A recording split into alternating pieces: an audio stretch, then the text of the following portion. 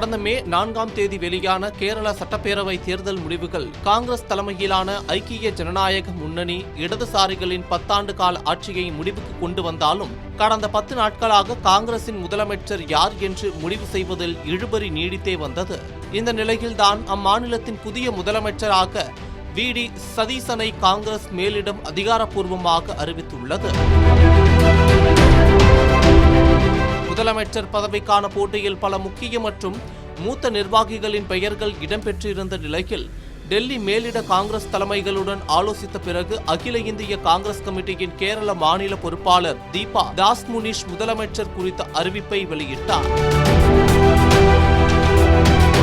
1964ஆம் ஆண்டு மே 31ஆம் தேதி எர்ணாகுளம் மாவட்டம் நெட்டூரில் பிறந்த வி.டி. சதீசன் மாணவர் பருவத்திலேயே கேரள மாணவர் சங்கம் மூலம் அரசியல் பாதையில் அடியெடுத்து வைத்தார். அதன்பின் இளைஞர் காங்கிரஸில் தீவிரமாக செயல்பட்டார். குறிப்பாக காங்கிரசின் இந்திய தேசிய மாணவர் சங்கத்தின் தேசிய செயலாளராகவும் மகாத்மா காந்தி பல்கலைக்கழக யூனியன் தலைவராகவும் பணியாற்றியுள்ளார். மேலும் தேவாராவில் இளங்கலை பட்டமும் ராஜகிரி சமூக அறிவியல் கல்லூரியில் சமூக பணியில் முதுகலை பட்டம் பெற்ற வி.டி. சதீசன் திருவனந்தபுரம் கேரளா சட்டக்கல்லூரியில் LLB மற்றும் அரசு சட்டக்கல்லூரியில் முதுகலை சட்ட படிப்பையும் முடித்து அரசியலுக்கு வரும் முன்பு கேரள உயர்நீதிமன்றத்தில் சுமார் 10 ஆண்டுகள் வழக்கறிஞராக வி.டி. சதீசன் பணியாற்றியுள்ளார். அதன் பிறகு 1996இல் பரவூர் தொகுதியில் காங்கிரஸ் சார்பாக போட்டியிட்ட வி.டி. சதீசன் தனது முதல் தேர்தலில் தோல்வியடைந்தாலும் தளராமல் அந்த தொகுதியிலேயே கவனம் செலுத்தினார். அதன் விளைவாக 2001 முதல் 2026 வரை தொடர்ச்சியாக 6 முறை பரவூர் தொகுதியில் வெற்றி பெற்று சாதனை படைத்தார் வி.டி. சதீசன். கடந்த 20 ஆண்டுகளுக்கு மேலாக பரவூர் தொகுதி சதீசனின் கோட்டையாக திகழ்வது மட்டுமின்றி இடதுசாரிகளின் கோட்டையாக இருந்த பரவூரை காங்கிரசின் பாதுகாப்பான தொகுதியாக மாற்றியவரும் வி.டி. சதீசன். கட்சிக்காக பெருமளவு பணியாற்றிய போதும் காங்கிரஸ் கட்சிக்கே உரிய கோஷ்டி பூசல்களால் தொடர்ந்து சதீசன் ஓரம் கட்டப்பட்டு வந்ததாக கூறப்படுகிறது. காங்கிரஸ் கட்சிக்குள் நிலவிய கோஷ்டி பூசல்கள் காரணமாக தகுதி இருந்தும் பல வாய்ப்புகள் இவருக்கு மறுக்கப்பட்டது அக்கட்சிக்குள்ளே வெளிப்படையாக பேசப்பட்டது.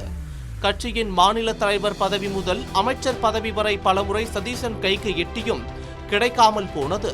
இருப்பினும் 2021இல் எதிர்க்கட்சி தலைவராக தேர்ந்தெடுக்கப்பட்டதே சதீசனின் அரசியல் வாழ்க்கையில் மிகப்பெரிய திருப்புமுனையாக பார்க்கப்பட்டது.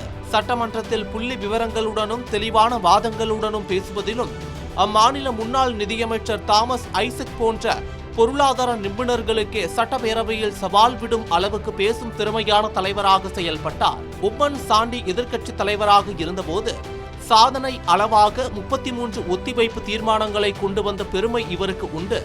அதேபோல் கட்சியை மறுகட்டமைப்பு செய்வதிலும் இவரது பங்கு மிகப்பெரியது. 2021இல் எதிர்க்கட்சி தலைவராக பொறுப்பேற்ற பிறகு கோஷ்டி அரசியலை தவிர்த்து மக்கள் பிரச்சனைகளை மையமாக வைத்து செயல்பட்டார்.